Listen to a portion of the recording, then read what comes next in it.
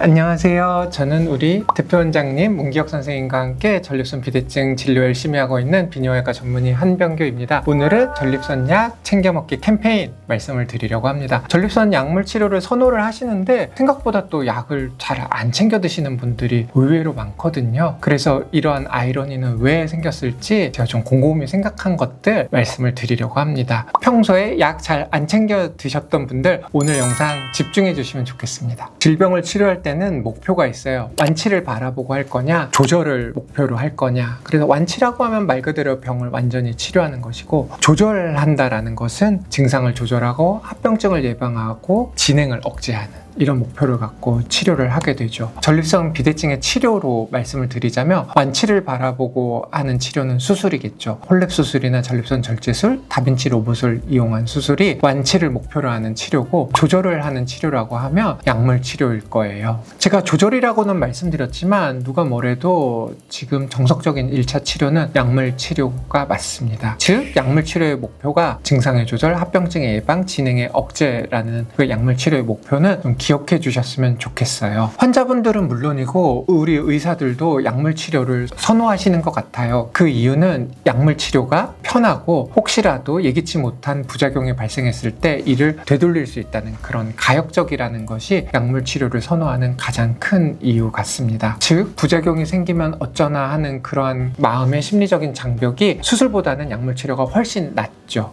이 연구는 전립선 치료에 대한 다양한 방법 중에서 환자들이 어떤 치료를 선호하는지를 연구한 논문입니다. 그래프가 조금 복잡하기는 한데요. 위쪽으로 가면 더 좋겠는 것, 아래쪽으로 가면 더 피하고 싶은 것. 그래서 상단과 하단의 높이 차이가 많이 날수록 환자분들께서 더 신경을 쓰신다라는 얘기거든요. 보라색은 사정기능 장애, 빨간색은 합병증의 발생, 초록색은 회복기간까지 회복이 어려운지 여부, 그리고 파란색은 약효예요. 이 그래프를 보면 가장 상단과 하단의 높이 차이가 많이 나는 것은 바로 합병증의 위험이겠죠. 그리고 그 다음이 파란색 효과입니다. 이 그래프에서 알 수 있는 것은 환자들은 효과보다는 합병증, 더 나쁜 결과를 피하고 싶은 거죠. 회복까지의 기간이나 성기능, 사정기능은 그렇게 크게 연연하시지는 않는 것 같아요. 연령층을 좀 세분하면 좀 차이가 있습니다. 젊은 연령군에서는 좀 더 효과를 우선시하는 경향이 있고, 고령층 67세 이상은 합병증 회피를 더 중요하게 생각하신다고 하셨어요. 그래서 이러한 것들을 종합적으로 살펴보면 이렇기 때문에 약물 치료를 더 선호하시는 것 같습니다. 그런데 약물 치료에는 두 가지 문제가 있어요. 하나는 약이 잘 듣지 않는 분들, 또 하나는 약을 잘 복용하지 않으시는 분들, 즉 복약 수능도가 낮은 문제가 있습니다. 전립선 약, 우리는 환자분들께서 약을 다 복용하실 걸로 꼬박꼬박 챙겨 드실 것을 기대하고 약을 처방을 하는데 실상은 그렇지 않아요. 전립선 약을 처방을 했을 때 1년 동안 약을 꼬박꼬박 다 챙겨 드시는 분들은 절반도 되지 않습니다. 실제로 그래요. 이러한 문제는 우리나라뿐만 아니고 세계 각국 모든 나라의 다 문제입니다. 이탈리아 논문을 가져왔는데 미국이나 일본, 우리나라 데이터도 크게 다르지 않아요. 이 그래프를 보시면 약물의 빈도나 연령대와 상관없이 1년째 약을 꼬박꼬박 드시는 분들은 절반도 채 되지 않습니다. 복약 수능도가 굉장히 낮죠.